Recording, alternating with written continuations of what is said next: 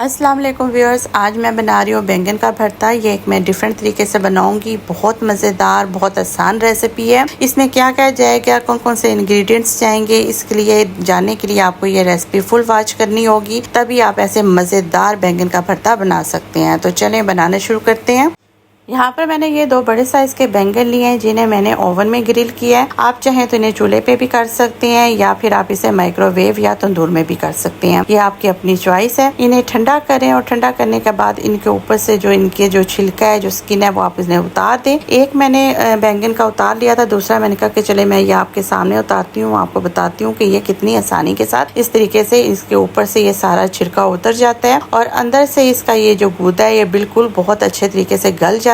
تو بس اس طریقے سے آپ نے اسے گرل کرنا ہے، اور اس کے بعد پھر آپ اسے کسی کانٹے یا پھر کسی نائف کی مدد سے اس طریقے سے اس کو کاٹ لیں، اور اس کے بعد پھر ہم اس کی بھرتے کی تیاری کرتے ہیں۔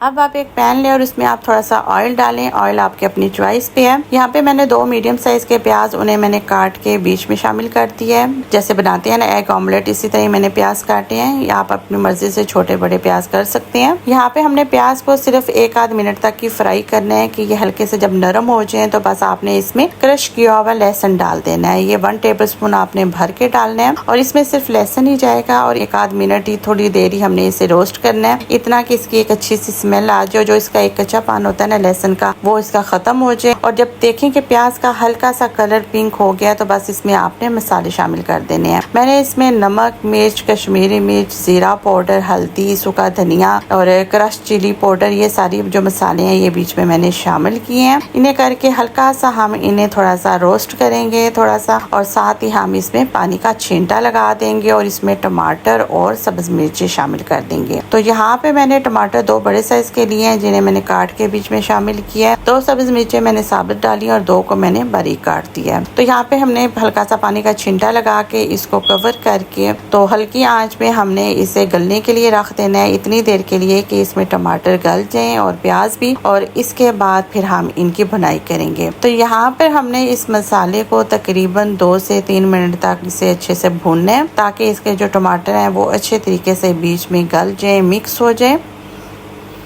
یہاں پہ آپ دیکھ سکتے ہیں کہ یہ 3 منٹ ہو چکے ہیں، اور یہ بہت اچھے طریقے سے اس میں اس کا مسالہ بالکل تیار ہو چکا ہے۔ تو بس اس ٹائم پہ ہم نے یہ بینگن کا گودا جو ہم نے نکالا تھا یہ ہم اس میں شامل کر دیں گے، اور اسے ہم اس مسالے کے ساتھ تقریباً 3 سے 4 منٹ تک اسے ہم نے بھوننا ہے اچھے طریقے سے، اور ساتھ ہی ہم اس میں شامل کر دیں گے سبز دھنیا۔ اس کا ٹیسٹ بہت ہی مزے کا لگتا ہے جب آپ اسے کسی بھی ڈش میں ڈال کر اس میں اس ڈش کی آپ جب اس میں کھانے کی آپ اس کی بھنائی کرتے ہیں تو اس کا بہت ہی مزے کا ٹیسٹ آتا ہے۔ تو یہاں پر میں نے اسے بیچ میں ڈال کے تقریباً اس بینگن کے بھرتے کو تقریباً میں نے 3 منٹ تک مزید اسے میں نے بھونا تھا۔